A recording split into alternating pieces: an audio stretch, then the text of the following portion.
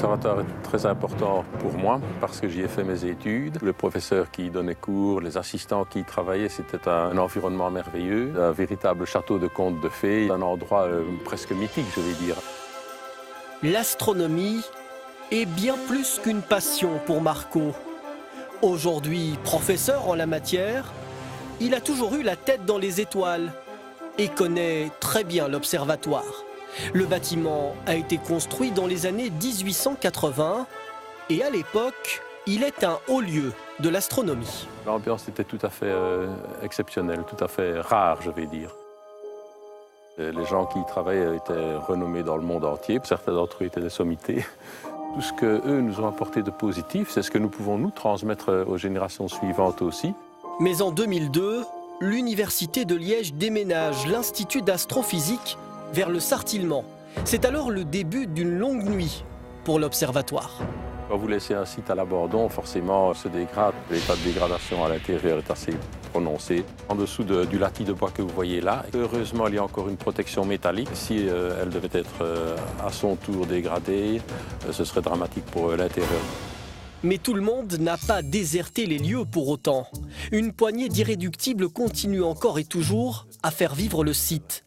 La Société astronomique de Liège est composée de bénévoles qui transmettent leur passion au grand public. Nous organisons ici sur le site de Cointe des activités récurrentes comme des séances de planétarium, observation du soleil et 2 fois par an, une journée porte ouverte. Et là, on peut montrer certaines parties des bâtiments.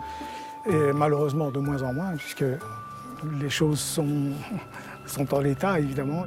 Résultat, lors de la dernière porte ouverte, les visiteurs ont une mauvaise surprise. L'escalier qui mène au télescope est devenu dangereux depuis un certain temps, donc on ne peut plus l'utiliser pour de simples raisons de sécurité et d'assurance, bien entendu. Donc les gens ont d'abord été un peu déçus de voir qu'on ne savait plus accéder au télescope. Les gens ne peuvent même plus aller voir le grand télescope qui est, je dirais, presque la pièce maîtresse. Et là, nous sommes amputés, je vais dire, d'un instrument prépondérant. Marco et les bénévoles ont donc décidé de réagir avant qu'il ne soit trop tard et ont lancé une pétition. Car pour eux, il est grand temps que l'endroit soit sauvé. On a espéré pendant un certain nombre d'années que les choses changent. Et puis, bon, là, maintenant, on a atteint un point tel que l'opinion publique se pose aussi des questions. La surprise a été qu'elle a eu beaucoup plus de succès que ce qu'on pensait au départ. Et donc, il a suffi d'une semaine pour recueillir plus de 18 000 signatures, ce qui est quand même un signal fort en direction du pouvoir politique pour montrer l'intérêt des citoyens pour les bâtiments. Les signataires ont alors adressé leur pétition au ministre wallon du patrimoine. Mais celui-ci compte-t-il prendre les choses en main? Nous lui avons posé la question. Je comprends que les gens se soient adressés à moi parce que je suis ministre du patrimoine, mais en réalité, je ne peux pas intervenir puisque ce bâtiment n'est ni classé ni en voie de classement. C'est dès lors la Wallonie qui est propriétaire du bâtiment qui peut agir, mais à travers la ministre des Infrastructures et des Bâtiments, ma collègue Madame Gréoli. Nous nous sommes alors tournés vers le cabinet de la ministre Alda Gréoli, qui nous a répondu par écrit. Différentes études concernant le site ont été diligentées. Ce n'est qu'une fois ces éléments connus que des propositions concrètes pourront être faites concernant l'avenir du bâtiment.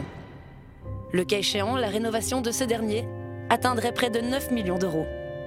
Marc et Marco attendent beaucoup des études qui ont été réalisées sur place. Et par le biais de notre émission, ils espèrent que leur message sera entendu, celui de donner une seconde vie à l'observatoire. On aime ce bâtiment, on y est très attaché. Et donc, ce qu'on voudrait, c'est qu'il soit valorisé et qu'il serve éventuellement à d'autres associations, à caractère scientifique ou autre, mais que ce bâtiment reprenne vie, de nouveau soit accessible au public. Certains professeurs, certains assistants ou des doctorants, on pourrait réorganiser des séminaires ici comme ça se faisait par le passé. Il faut garder la mémoire des gens qui ont travaillé avant nous et je pense qu'il ne faut pas se détacher comme ça de son histoire.